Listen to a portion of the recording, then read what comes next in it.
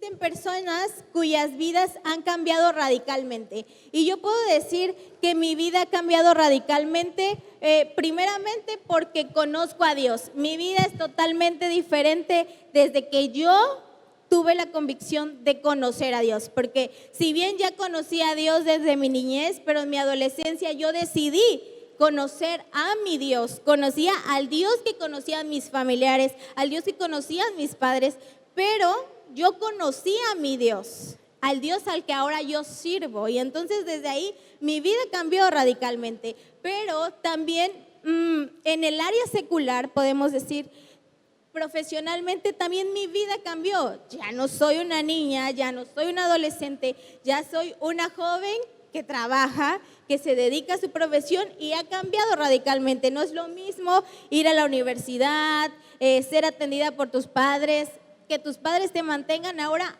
cambió completamente ese ritmo. Y cada uno de nosotros tenemos vidas que han cambiado radicalmente. Cuando eres soltero es una cosa, ahora que te casas y tienes hijos es algo totalmente diferente. Tu vida ha dado un giro completo de 360 grados y ha costado, pero ha valido la pena lo que estás viviendo. Y entonces existen otras personas quienes en lo secular han tenido la bendición de haber recibido herencias, fortunas, excelentes propuestas laborales. Han tenido que llegan a cambiarse de residencia, de país, digamos, para llevar a cabo el trabajo que se les ha encomendado. Han tenido propuestas laborales muy buenas que han tenido que cambiar de residencia. ¿Y esto qué hace? Que mejoren claramente su estatus socioeconómico. Estas personas a lo mejor vivían en un buen fraccionamiento, una buena colonia, pero de pronto cambian y se van a vivir a Francia, a París, a unas buenas residencias, se van a vivir a Estados Unidos y entonces cambia completamente su vida, mejora ciertamente su estatus socioeconómico, pero entonces también podríamos pensar que hay otras personas que tienen un estatus socioeconómico un poco bajo y pues de repente consiguen buenos trabajos, no digamos, qué gran trabajo, pero un buen trabajo que les permite vivir holgadamente, que les permite pues de vez en cuando darse ciertos lujos, que viajar, que aquí, que allá, que irse a disfrutar de vacaciones y entonces les permite dar ciertos lujos.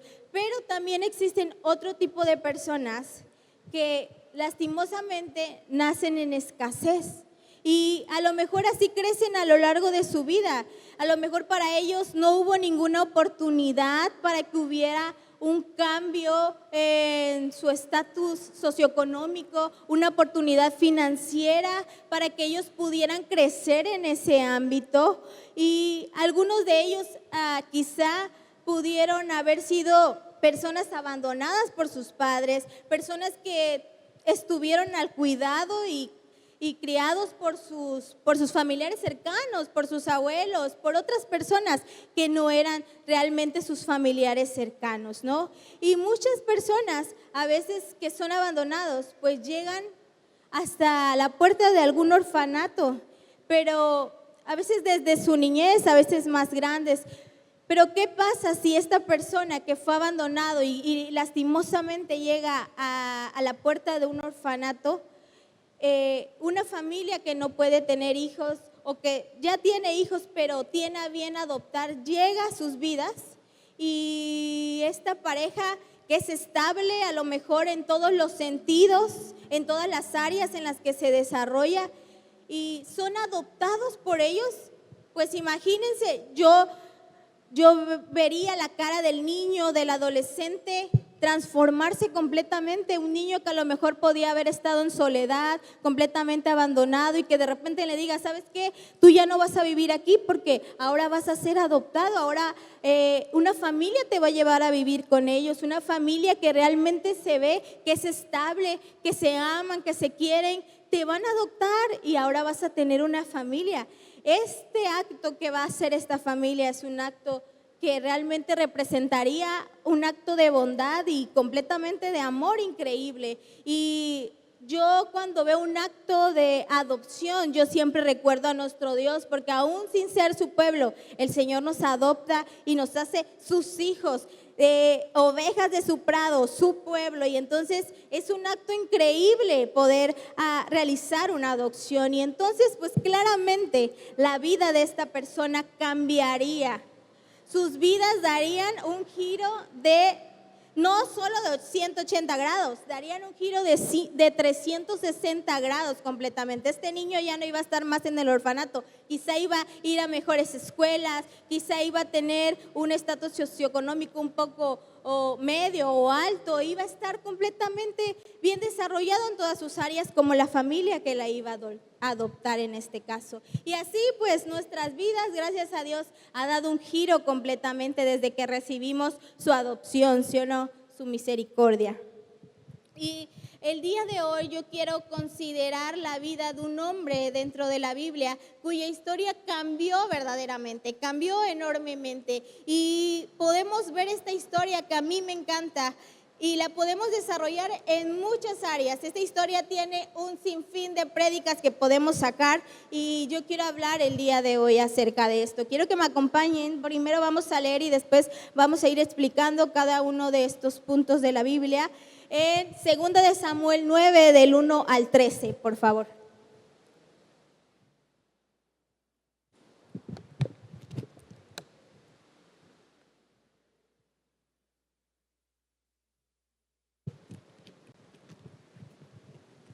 Amén. Dice 9:1. Vamos a leer de corrido del 9 al 3, 9 del 1 al 13 y dice así. Dijo David: ¿ha quedado alguno de la casa de Saúl a quien haga yo misericordia por amor de Jonatán?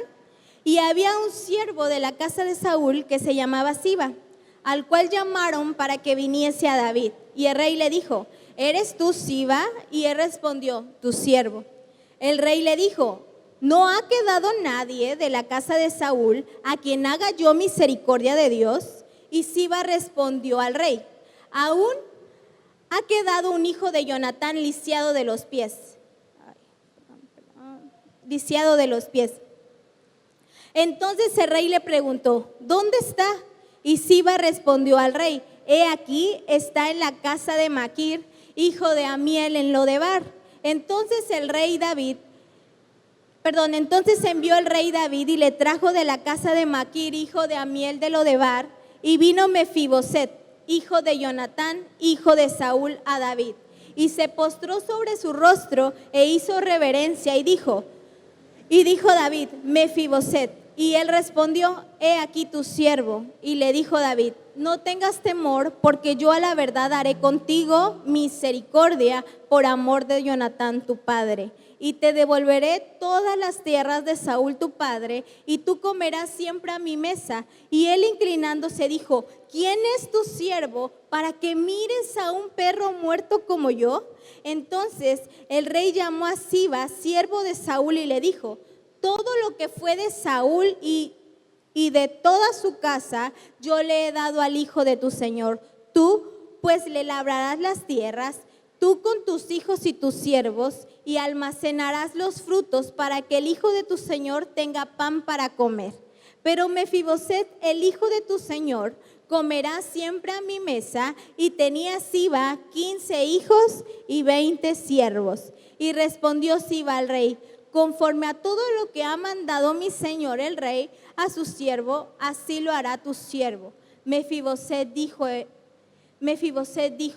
el rey comerá a mi mesa como uno de los hijos del rey. Y tenía Mefiboset un hijo pequeño que se llamaba Micaía, y toda la familia de la casa de Siba eran siervos de Mefiboset. Y moraba Mefiboset en Jerusalén, porque comía siempre a la mesa del rey y estaba lisiado de ambos pies. Amén. Bueno, para poder entender esto que está pasando, vamos a ponernos un poco en contexto. Dice la palabra en 2 de Samuel 4:4 que Jonatán, hijo de Saúl, tenía un hijo que estaba lisiado de los pies. Dice que este tenía aproximadamente 5 años cuando llegó la noticia de la muerte de Saúl y de Jonatán, de su abuelo y de su padre. Y dice que esta noticia llega a oídos de la familia, y dice que la nodriza toma a este niño llamado Mefiboset y huye. Pero como estaban aterrorizados de esta noticia, dice que lo toma y huyen tan aprisa, dice el versículo, que por ir tan aprisa, yo me imagino que lo agarra y sale corriendo. Yo no sé si se le atraviesa una piedra y ella, se le dobla el pie y ahí sale volando el niño. Pero la cosa es de que el niño se cae y queda lisiado de sus pies. Y entonces dice la palabra que el nombre de este niño era Mefiboset. Y tenemos que recordar y esta triste historia del libro de Samuel, en el último capítulo de Primera de Samuel, en el capítulo 31, dice que los filisteos persiguen muy de cerca a Saúl y a sus hijos. ¿Y qué pasa? Los matan a Jonatán, matan a Aminadab y matan a Melquisaú, que estos eran hijos de Saúl. Y luego vemos en este mismo pasaje de Primera de Samuel, versículo 31, el último pasaje de Primera de Samuel, capítulo 31, versículo 4, dice que Saúl le pide a su escudero que saque su espada y le dice: escudero, saca tu espada de una vez y traspásame la cara, traspásame con ella, mátame, literalmente es lo que le dice. Y para que no vengan estos filisteos, estos incircuncisos, y me traspasen, o sea, que ellos me maten como mataron a mis hijos. Y lo peor, que comiencen a hacer burla de mí, es lo que dice Saúl en este momento. Dice: mátame, escudero, mátame, para que no vengan otros y tomen mi cabeza, mátame tú. Y su escudero no quiso, tenía miedo de hacer esto. Y entonces Saúl no hizo más que poner la espada y caer sobre ella. Dice que tomó su espada y se echó sobre ella, y Saúl también muere en ese momento, porque habían acabado con sus hijos, habían acabado con todo, iban a venir sobre él, y él muere también. Él se echa a espada y muere. Y si nosotros nos ponemos a pensar, esta escena es totalmente triste y con justa razón, es totalmente irracional, podríamos pensarlo así, pero era lo que se tenía que llevar a cabo para que Dios cumpliera sus propósitos. Pero en 2 de Samuel, capítulo 1, versículos del 11 al 12, nos dice que David sabe esta noticia. Y David, en cambio a lo que podrían haber pensado, David no se alegra de lo que estaba aconteciendo. David no se alegra de que hayan muerto Jonatán, sus hermanos y su padre Saúl se haya matado. David no se alegra de esto. Dice la Biblia que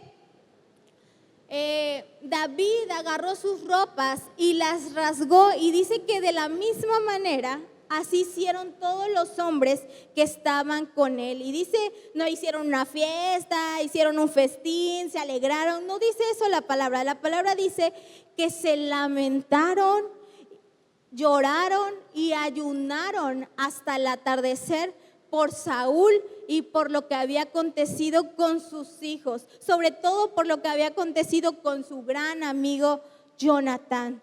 Y por el pueblo del Señor, que también estaba padeciendo por lo que había pasado, por la casa de Israel, porque la casa de Israel, la casa del rey, había caído a espada. Y entonces ya estaban muertos todos de la familia de Saúl, ya estaban muertos sus hijos, Jonatán, y acababa de morir Saúl.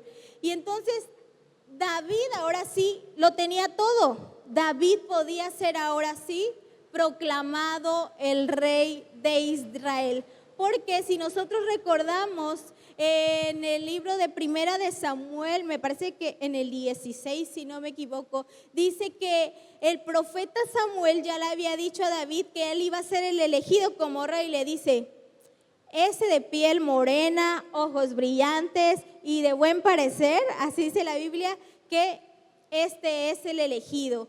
Samuel, úngelo porque él es el elegido, dice la palabra. Y entonces ya no había ningún obstáculo para que ahora sí David tomara el mando, David fuera el rey de Israel. Ya no había ningún obstáculo, ninguna barrera para que David pudiera ocupar el trono que Dios mismo ya le había concedido por la profecía del profeta Daniel.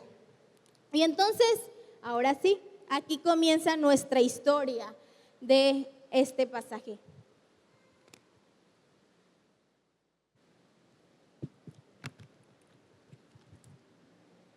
Dice, cuando veíamos el pasaje completo que leíamos, que cuando sucede la noticia de la muerte de Saúl y Jonatán, que llega a oídos de la familia de Saúl, particularmente del lado de la familia de su hijo Jonatán, tuvieron gran temor. La pregunta es, ¿por qué deberían temer? ¿Por qué tuvieron miedo? Yo sé que muchos de ustedes ya lo saben, son muy, pues tienen mucho conocimiento de la palabra de Dios, pero vamos a explicarlo a grandes rasgos. La respuesta es porque en aquellos días, cuando un rey moría o realmente era derrotado, el nuevo rey se encargaría de matar a toda la familia, a acabar con la realeza, podemos decirlo así. De esta manera, ¿qué pasaba? El rey ahora sí podía asegurar que no había nadie de la familia del otro rey, del rey anterior, que se pudiera o llegara a levantarse contra su reino, contra este nuevo reinado, contra esta nueva dinastía. Y entonces, obviamente, no podría organizar algún golpe de estado o algo para derrotar este reino, para derrotar este reinado. Y entonces ya no había ninguna amenaza para el rey David. El nuevo rey podía estar seguro de que su trono no sería amenazado de ningún modo. Y entonces, en esta nueva etapa de su vida, David estaba completamente en la cúspide, en la cumbre de todo. David ya había dejado de ser ese pastorcillo de ovejas, él ya estaba en el top de top, él ya era completamente el rey de Israel, él ya lo tenía todo. David había obtenido, como lo decía la palabra también, había obtenido victoria sobre sus enemigos. David también ya empezaba a tener o había obtenido ya popularidad. David ya tenía todas las riquezas necesarias. David ya, digamos, ya no le faltaba nada más. David lo tenía todo sin preocuparse, es como hay que vivir. David ya estaba completamente bien, pero David, en 2 de Samuel 9:1, David no se quedaba conforme con eso que ya tenía y él se sentía bien Agustín, con toda felicidad. Él no, porque dice la palabra que en 2 de Samuel del 9 al 1, que pregunta, ¿no ha quedado nadie de la casa de Saúl a quien haga yo misericordia de Dios? ¿A quien haga yo misericordia de Dios? Pero ustedes, hermanos, ¿saben qué significa la palabra misericordia? ¿Saben realmente qué es misericordia? ¿Saben qué es lo que David quería hacer? ¿Qué es esto de que David quería hacer misericordia de Dios? Y quiero que podamos entender esto. Muchos de nosotros nos la pasamos comentando y diciendo, la misericordia de Dios, nuevas son sus misericordias cada mañana, Dios tuvo misericordia de mí, y ya es una palabra que tenemos y recordamos y decimos, pero a veces no estamos completamente relacionados con la palabra misericordia. La palabra misericordia para nosotros es una simple palabra más, a veces hasta vana, que ya la traemos dentro de nuestro vocabulario, pero no hacemos énfasis realmente en qué nos quiere decir la palabra misericordia y si realmente estamos empleando correctamente la misericordia de Dios. Por eso es que quiero que podamos entender la palabra misericordia antes de seguir explicando este pasaje. Entonces, dice que la palabra misericordia se puede traducir en el hebreo como la palabra Gesed. Esta palabra podemos decir que sugiere una gran relación, una íntima relación entre lo que es la palabra Gesed, misericordia y justicia. Esto nos quiere decir que la misericordia no pasa por alto la justicia. Y nosotros aquí coloquialmente podemos generar un sinónimo de misericordia como la palabra compasión. Y la palabra Gesed nos da una idea más amplia de lo que es la misericordia. La misericordia puede ser, y esta palabra Gesed puede ser un amor constante, pero también expresa una relación mutua de derechos y responsabilidades.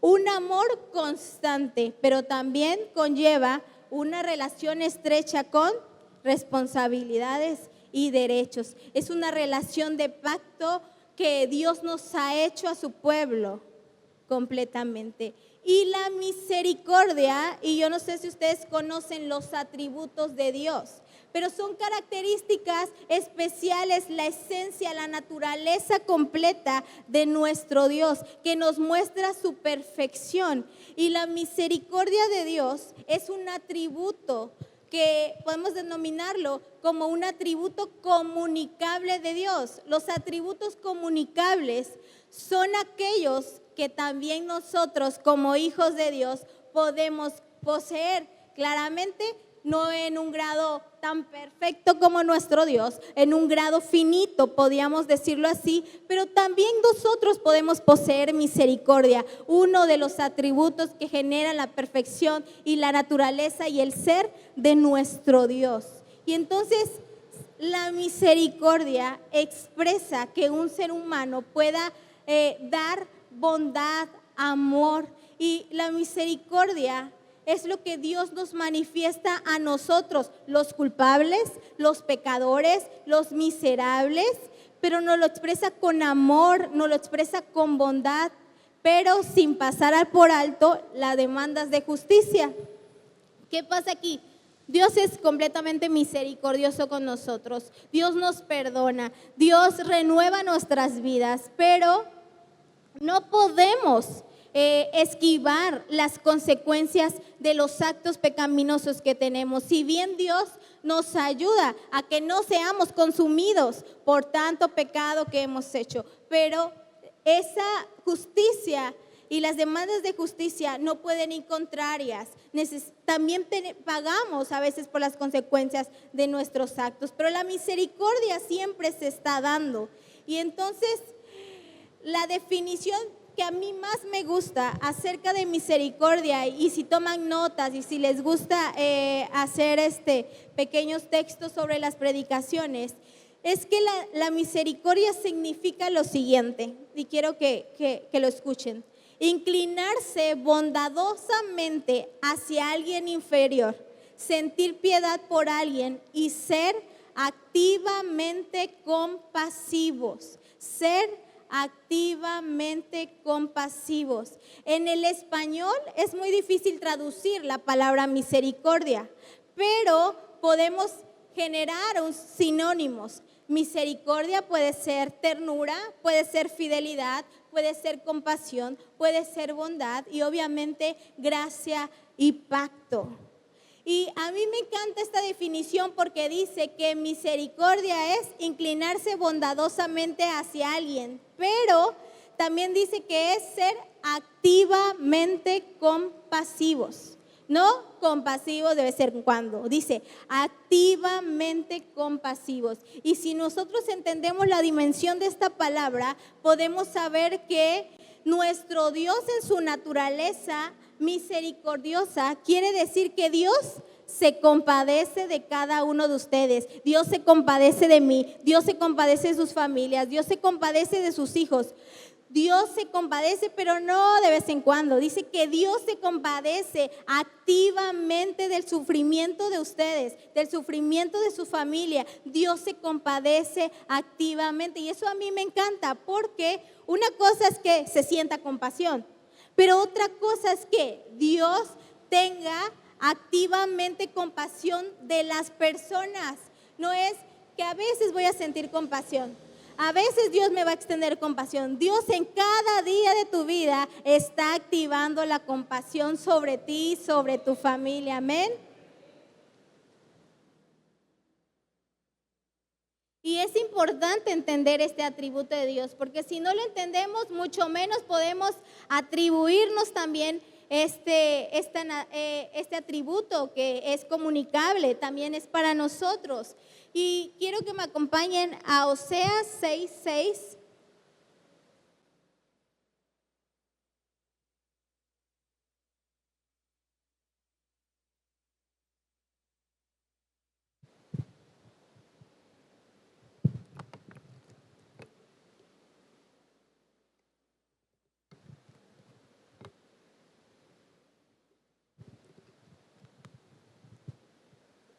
Amén, dice la palabra. Porque misericordia quiero y no sacrificio, y conocimiento de Dios más que holocaustos. Lo que nuestro Señor aquí nos puede estar diciendo es que si ustedes no son capaces, si no somos capaces de entender el significado de esta palabra, entonces estamos perdiendo completamente el epicentro del mensaje del evangelio. Si nosotros no podemos entender la misericordia, y si nosotros no podemos ser personas que también lleven a cabo la misericordia, entonces estamos perdiendo completamente el eje del evangelio de Dios. Estamos perdiendo completamente la dirección de lo que es ser un verdadero hijo de Dios. Y entonces,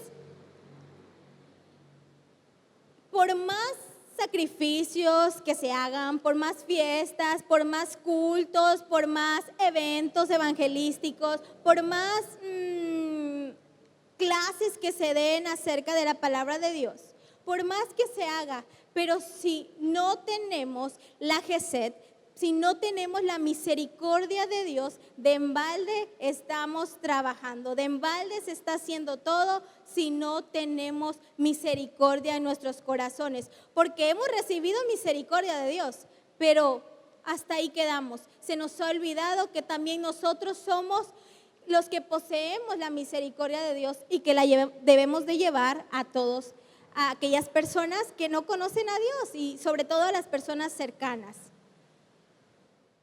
Y esta palabra Gesed, esta palabra misericordia, la vamos a encontrar en la Biblia muchísimas veces, cientos de veces en la Biblia. Y es esta relación que Dios tiene con su pueblo, pero también alude a la relación que Dios espera que su pueblo tengan los unos con los otros. Dios espera que así como Él ha sido misericordioso con nosotros, nosotros también podamos llevar a cabo la misericordia con nuestro prójimo, con nuestros familiares, con nuestros vecinos, con nuestros compañeros de trabajo, con nuestros jefes. El Señor también anhela que extendamos la misericordia a donde quiera que estemos. Y entonces vamos a seguir con nuestro pasaje para entender cómo podemos llevar a cabo la misericordia. Y dice que David ya estaba logrando el éxito, David ya lo tenía todo. Recuerden, David ya estaba posicionado para ser el rey, pero David era amigo de Jonatán. Si nosotros hemos leído el libro de Samuel, David era un gran amigo de Jonatán, a pesar de las circunstancias difíciles, que su padre no quería que se llevara con él, que su padre iba a matar a David, o sea, Saúl iba a matar a David. Pero en el pasado, David y Jonatán habían hecho un pacto, y dice que, quiero que me acompañen a Primera de Samuel 20:15. Primera de Samuel 20:15.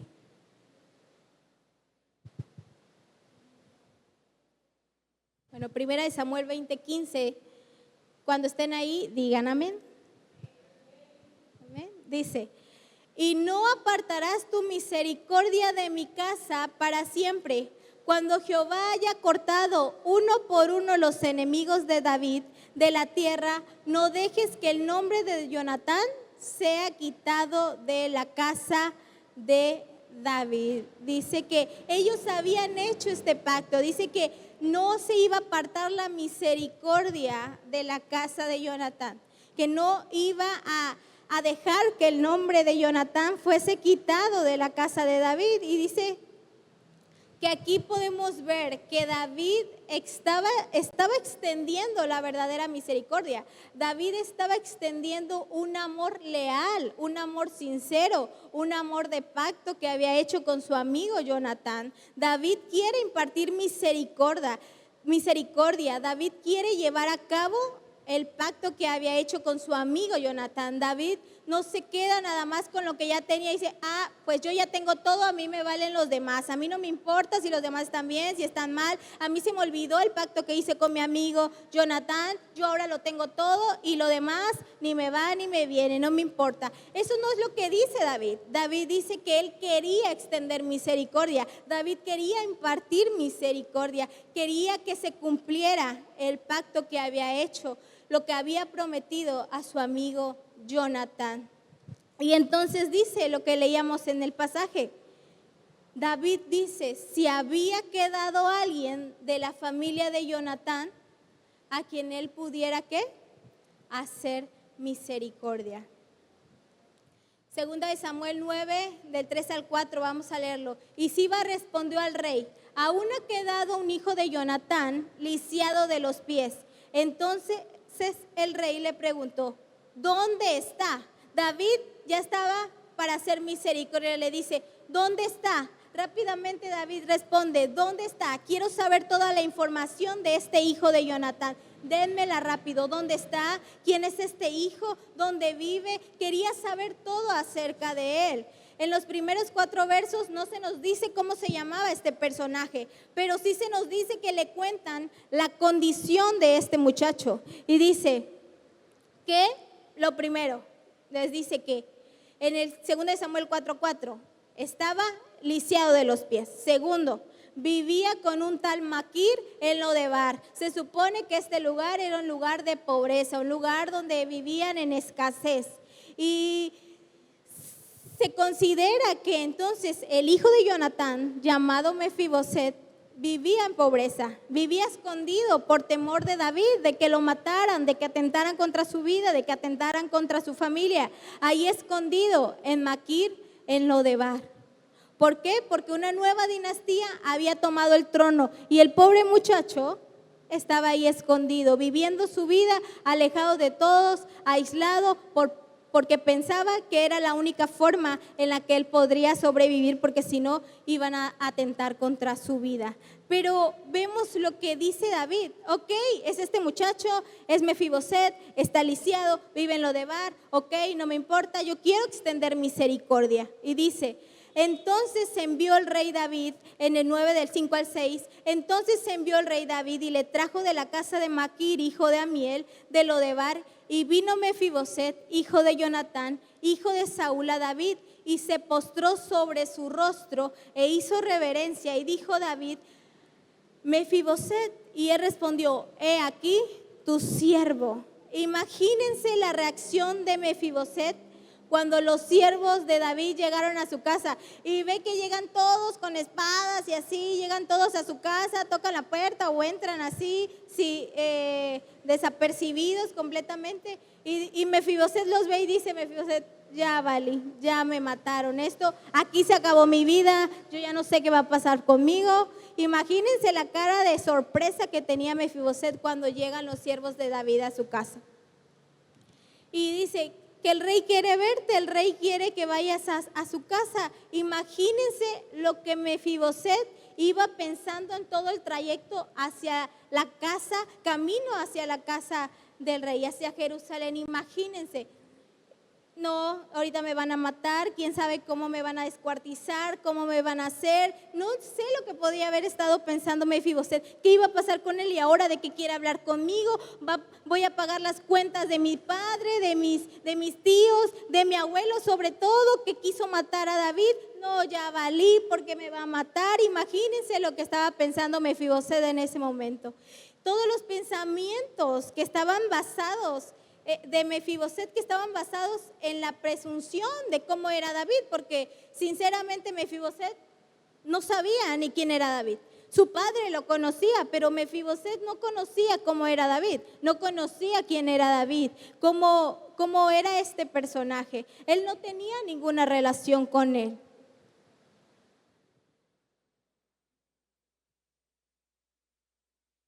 Y entonces Mefiboset entra ante la presencia del rey de Israel con gran temor y reverencia, y dice que se postra delante de él y escucha la voz de David decirle, mientras él está postrado en tierra, él está así y dice, Mefiboset, y él, he aquí tu siervo, y así temblando, he aquí tu siervo, le dice.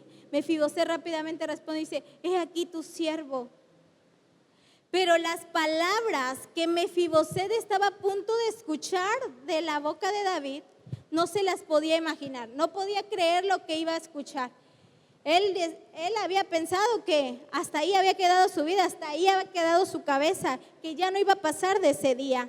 Pero lo que escucha Mefiboset de la boca de David era algo increíble, algo que este hombre no se imaginaba.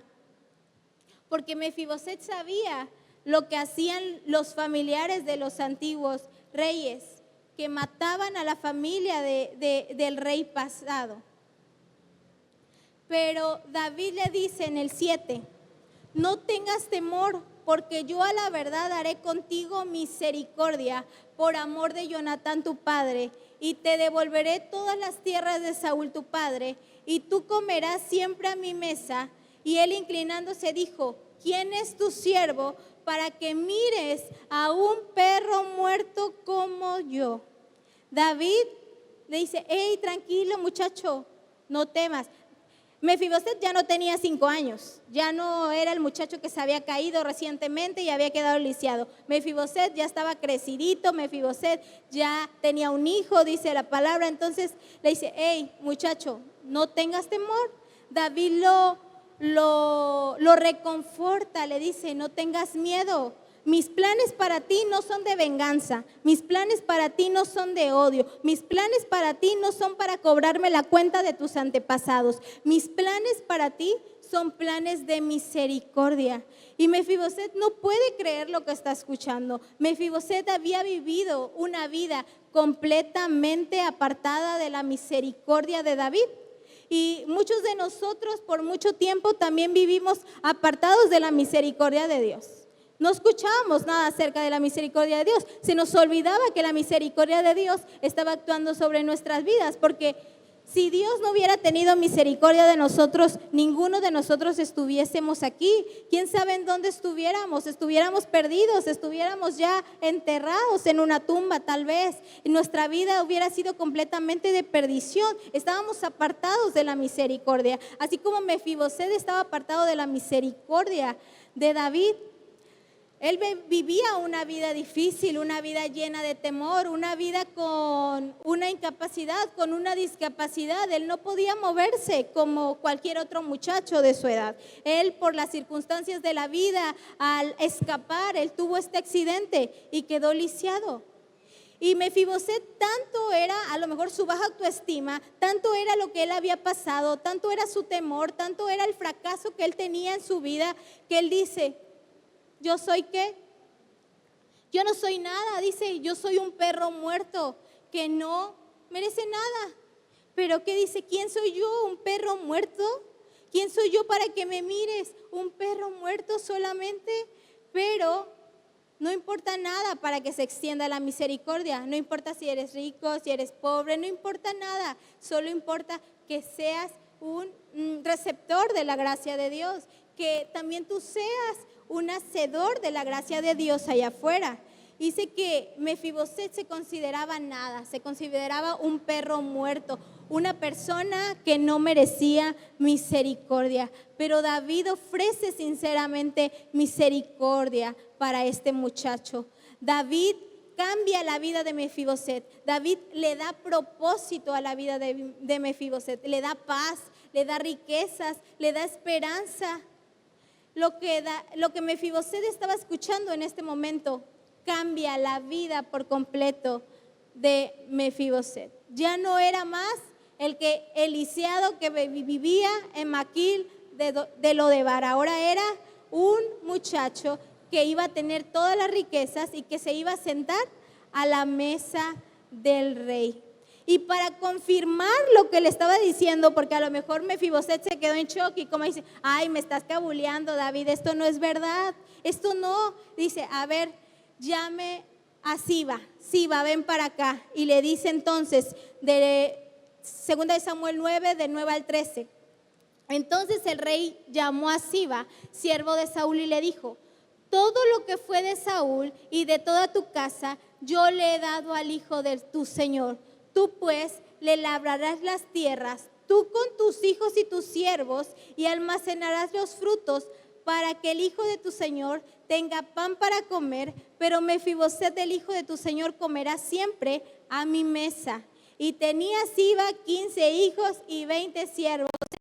Mefiboset iba a tener servidumbre para dar y prestar. Él iba a tener suficiente personas que estuvieran a su cargo. Y dice, y respondió Siba al rey, conforme a todo lo que ha mandado mi señor, el rey a su siervo, así lo hará tu siervo Mefiboset. Y dijo el rey, comerá a mi mesa como uno de los hijos del rey.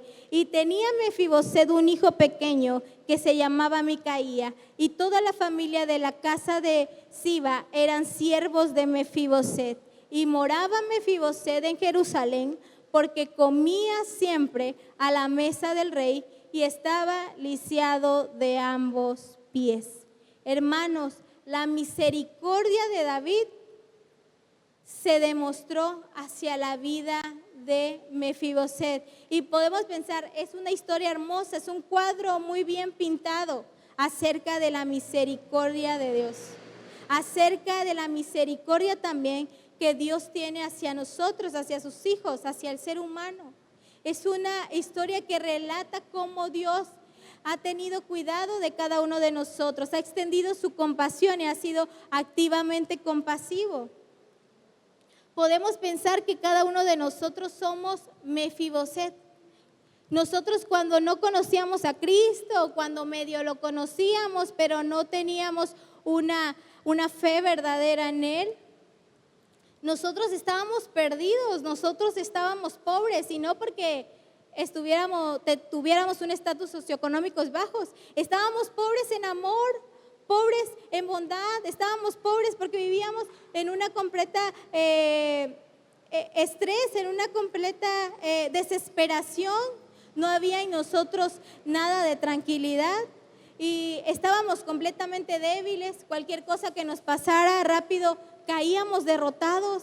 Vivíamos apartados de Dios, no había esperanza en nuestras vidas, estábamos aislados, nos sentíamos derrotados, nos sentíamos como Mefiboset, como un simple perro muerto que andaba ahí por las calles, casi vivíamos por vivir porque ya no había esperanza en nuestros corazones, andábamos como sonámbulos trabajando por ahí porque no había nada en nuestras vidas, no teníamos esa misericordia de Dios. Y nosotros fuimos separados de la misericordia de Dios por el pecado. Nosotros nos alejamos por el pecado, por esa naturaleza pecaminosa que nos invadía, y estábamos separados de Dios por cada acción pecaminosa que cometíamos. Cuando nosotros pecamos, es como si pusiéramos un blog sobre otro blog, y nosotros estamos aquí y Dios está allá, y entonces estamos separados. Cada vez que el pecado invade nuestras vidas, hacemos una muralla que no nos permite acercarnos a Dios, pero Dios en su misericordia rompe esa muralla, rompe esa barrera y nos da acceso a su trono, nos trae libre acceso al trono de su gracia, dice la palabra de Dios. Y nosotros estábamos separados de Dios, no teníamos una conexión con Dios, una relación con Dios, no conocíamos su amor, no conocíamos sus atributos que le dan su perfección, no sabíamos que esos mismos atributos, algunos de sus atributos también los podemos recibir nosotros y llevar a cabo allá afuera. Y nuestro Rey, por su misericordia, nos buscó a nosotros. Dice que Él nos alcanzó, Él nos buscó, que no fuimos nosotros quienes decidimos buscarle, encontrarle. Dice la palabra que fue Él quien nos atrajo, y a muchos de nosotros de verdad nos atrajo, con lazos de amor y con lazos de misericordia. El Señor nos atrajo hacia Él. Y ahora tenemos el privilegio de ser recibidos en la mesa del Rey. Ahora tenemos el privilegio de ser hijos del Rey, estar en su mesa, comer de las mieles del Señor. Podemos recibir la palabra de Dios cada uno de nosotros. Ahora somos receptivos a la palabra de Dios. Aquí estamos a la mesa del Rey, estamos comiendo de su palabra y somos privilegiados. No muchos tienen la oportunidad de estar reunidos y recibir las mieles de la palabra de Dios. Y nosotros los tenemos, somos sus hijos y podemos recibir, podemos entender y podemos hacer lo que dice la palabra allá afuera. Y ahora tenemos una relación con el gran Rey de misericordia. Esto es asombroso. Dios extendió misericordia a cada uno de nosotros. Y una de las cosas que son verdaderamente asombrosas acerca del Dios de misericordia que tenemos es de que Dios ve cada acción y motivo, pensamiento pecaminoso que cada uno de ustedes y yo hemos tenido. Pero ¿qué creen? Sin embargo, sigue relacionándose con nosotros en amor y en misericordia. Y decimos, ¿cómo un Dios santo, un Dios tan perfecto, un Dios tan amoroso puede relacionarse con estas viles personas pecadoras? Y sobre todo sin comprometer quién es, por su misericordia. Sin comprometer su santidad, Dios se relaciona con cada uno de nosotros. Porque Dios es un Dios de amor y Dios es un Dios de misericordia. Y Dios nos da libremente la misericordia, pero no solamente para que la misericordia se quede en nosotros, no solamente para que Mefiboset fuera otro, el hijo del rey, estuviera sentado a la mesa, tuviera riquezas y se quedara ahí. No, para que Mefiboset pudiera extender también misericordia, así como lo hizo David. David está extendiendo misericordia a Mefiboset, pero por obvias razones también se debe dar misericordia como un regalo que hemos recibido. Nosotros hemos recibido ese regalo de gracia y de misericordia de parte de Dios y también debemos ser misericordiosos. Y entonces acompáñenme a Lucas 6:36.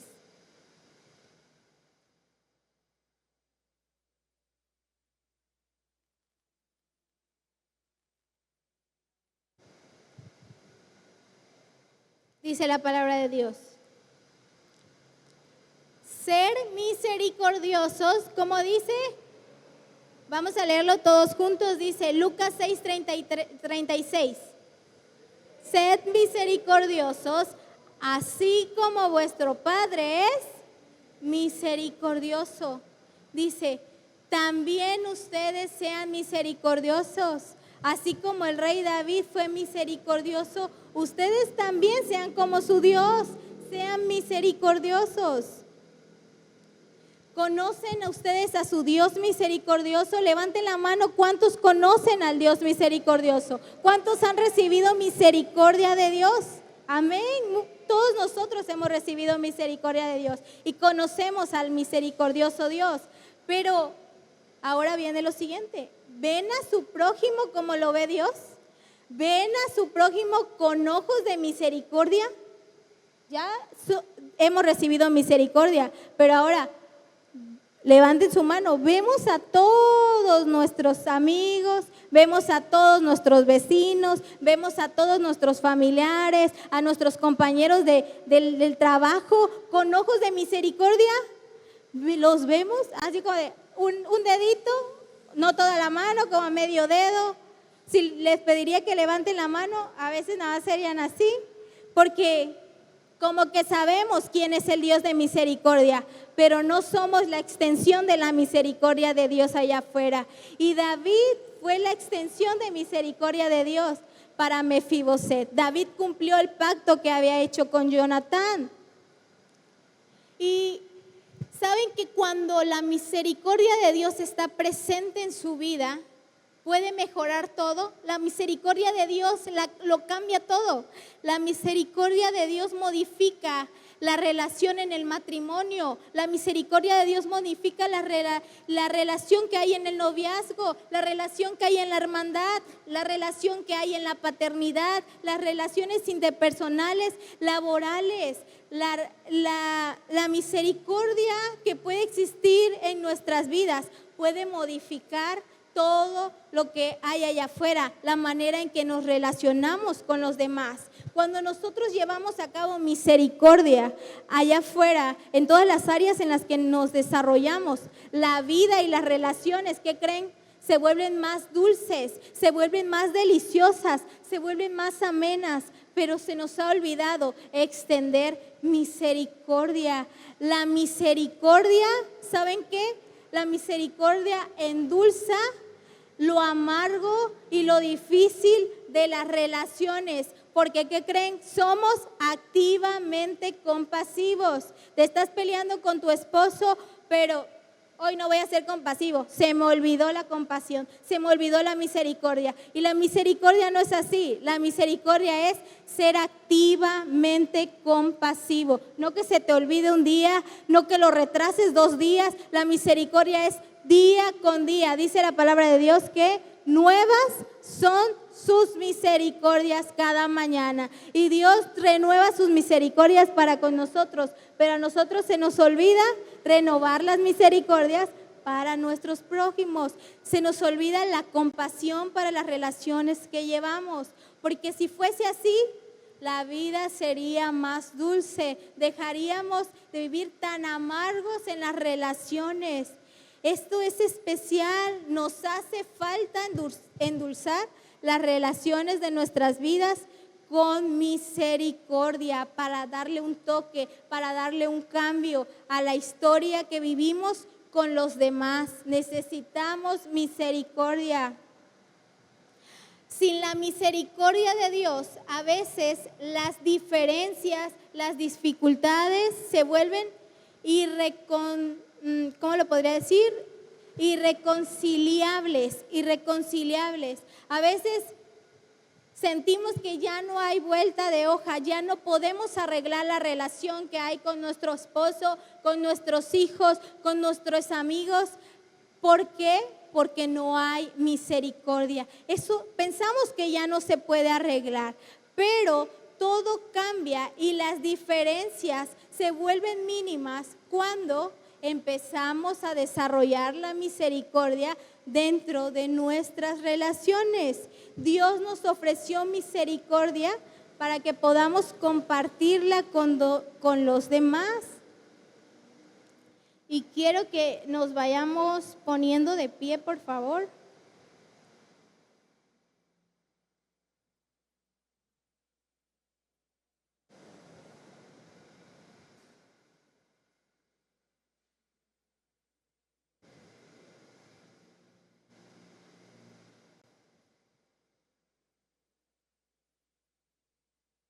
Dios nos ofrece misericordia para que podamos compartirla. Pero ¿cómo nos hacemos copartícipes de la misericordia de Dios?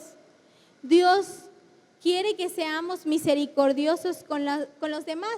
Y la misericordia no va a suceder por accidente. No vas a decir, voy a salir de la iglesia y voy a ser misericordioso.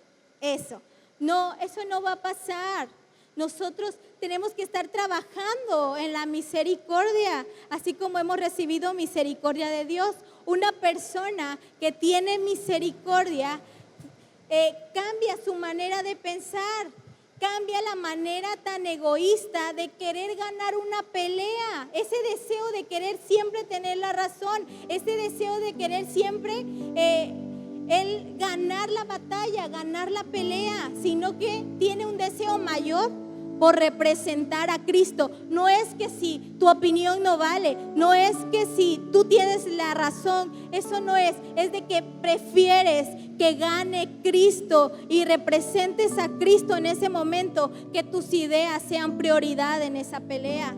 Que tu vida se transforme y tú puedas pensar que tus motivaciones ya no van a ser destruir, dañar, porque tú tienes la razón acerca del problema, de la circunstancia que está pasando con la relación, con tu matrimonio, con tus hijos.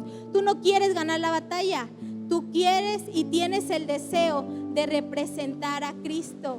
Te quitas del centro y dices, no me importa, sé que tengo la razón, pero esta vez yo no voy a pelear. Esta vez yo quiero que Cristo sea representado en este momento. Yo quiero que Cristo se coloque en el centro de mi familia, de mi matrimonio, de mi relación con mis hermanos, de mi relación con mis padres. Yo quiero que Cristo se coloque en el centro. Y entonces ahí sí, esto quiere decir misericordia. Estás actuando activamente compasivo, no de vez en cuando, no solamente cuando te conviene, no solamente cuando estás cansado, sino que estás actuando con misericordia, activamente compasivo.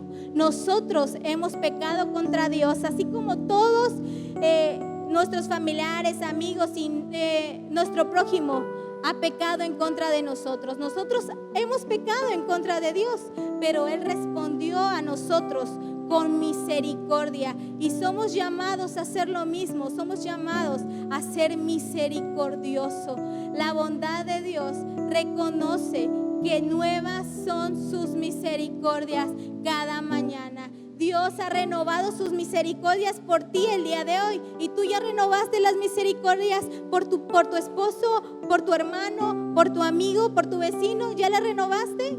¿O sigues en la misericordia pasada y se te ha olvidado ser activamente compasivo? Busquemos a nuestros amigos, sobre todo también a nuestros enemigos, para extender la misericordia, para ser compasivos, para bendecirlos. Busquemos a los débiles, busquemos a los pobres, busquemos a los que están discapacitados, y no porque tengan una discapacidad física. Algunos tienen una discapacidad emocional en su corazón, están tan dañados que no saben cómo expresarse, que no saben cómo ser amables, que no saben cómo ser amorosos, que no saben cómo ser compasivos, pero tú sí lo sabes, porque tú has recibido misericordia de Dios. Busca a esas personas que están tan fríos en el corazón, que están tan amargados, que se sienten como un hielo cada vez que tú los tocas y que te rechazan. Búscalos y extiende misericordia. Nadie se puede resistir a la misericordia. Nosotros no nos resistimos a la misericordia de Dios, y es por eso que estamos aquí, porque Dios ha extendido su activa compasión en nuestras vidas. Extiende misericordia. Hagamos como David, demostremos la misericordia de Dios. Que no se nos olvide que la compasión no es solamente un día, la compasión es todos los días, es ser activamente, diariamente compasivos. Y quiero, para terminar, que me acompañen en Oseas 6, del 6-8.